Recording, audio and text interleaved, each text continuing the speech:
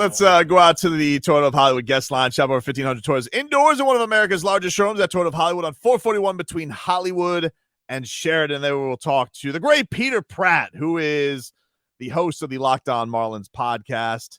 He is, what a podcast soldier this guy was last year. Podcast every day for your Miami Marlins. Which Peter, he talked more about the Marlins than we did.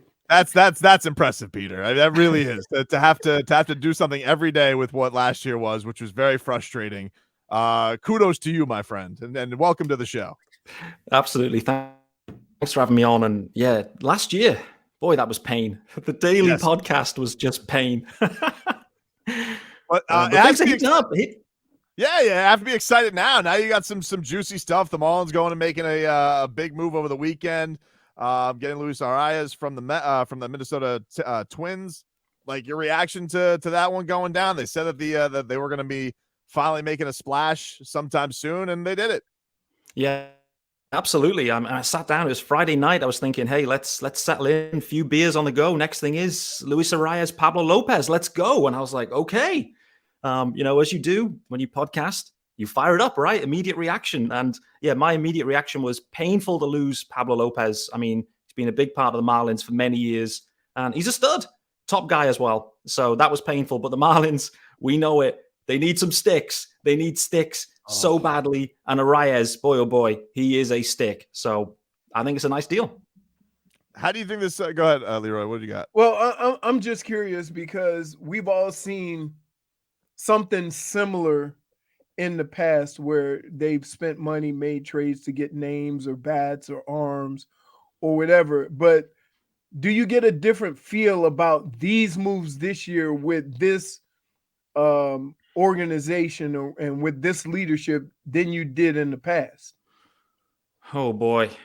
I mean, what I must say is I can tell that Kim Ang is in a contract year. Let me just say that right now. Like, the pressure is on for Kim. You know, this is the last year of a deal. In the 2 years that she's been GM, the Marlins have lost nearly 190 games in those 2 years. So listen, Kim, when it was talk about this deal, this Arraez deal, and they had to get the prospect in there to get a deal done. The reason you've got to get a deal done is Kim is on the clock. Like, she has to make things happen. The sticks, the offense has to be better. And you can't worry about a 19-year-old shortstop prospect. You have to get the major league product absolutely on fire. I like what they're doing. They're really changing tact. Last year, Don Mattingly at one point called it out. We're all the same guy. Built the same. This team is built the same, looking to hit home runs in a ballpark that isn't conducive to hitting home runs. So what have they done? Let's go contact first. Let's just get the offense going, and let's get let's just accumulate rather than just try to bomb it away. And I think it's a sensible approach for the ballpark that they play in. So yeah. I'm all aboard. And the thing with them, ever since even going back to the old stadium, like, they always have that giant canyon that they've had to deal with. Goodness. And that's that hasn't really changed with the new place. And if you don't have the Giancarlo Stanton of the world, it's hard to get it out of there. Peter, what did you think of the idea and move and the whole process of Jazz apparently taking the center field job that never seems to get solved? You've called it there, right? Talk about a question or a problem that has just been so tough to solve for the Fish.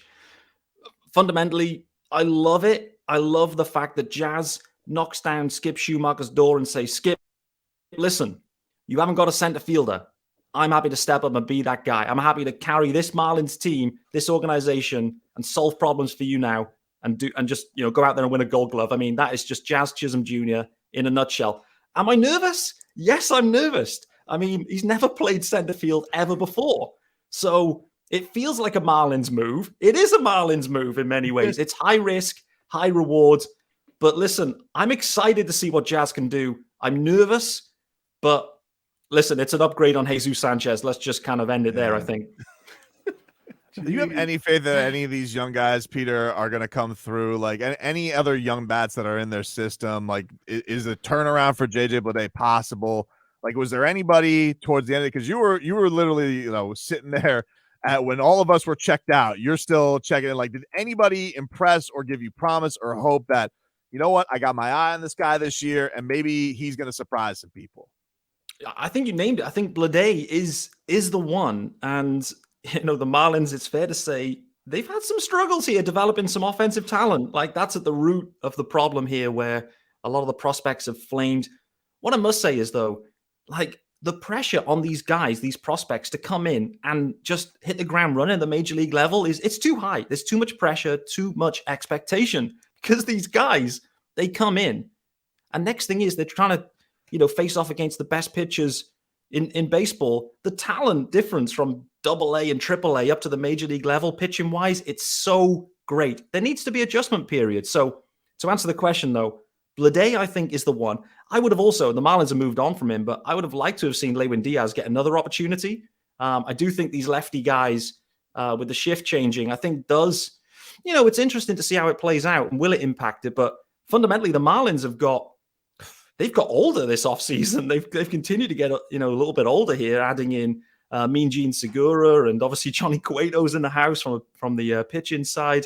There's not a lot of prospects, I don't think, that are going to be around this roster to start the year. So Bleday could be the one. Likely, he's probably going to start in AAA again this year. So, yeah, it's going to be over to the vets. What can you do? Can you stay competitive to the deadline, add some bits, and push for a wild card? I think that's basically the plan here for the Fish. So you think there's we shouldn't be worried about JJ Bleday not being up or not being able to see him at the major league level, because it's just the process that these guys go through. It takes a bit. I think so. I think we just need to give them some time. The expectation that guys just come up and rake, okay, the Braves, somehow they managed to make it happen, but everyone else, every other mortal franchise has just got to deal with the struggles that, these young guys, they go through. It's hard. Hitting this pitching is tough. So for me, for Bleday, I'm no way checked out on him. There's tons of time. And for the Marlins, in some ways, it's bad PR if Bleday busts. They want Bleday to work out. First round pick from a few years ago.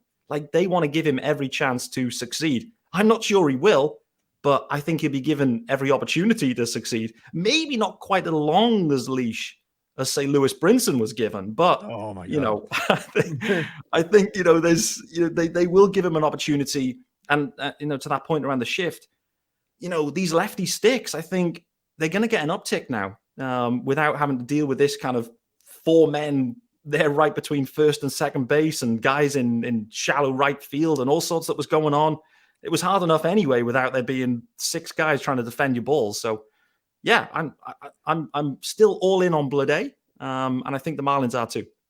Talking to Peter Pratt from the Locked On Marlins podcast, of course.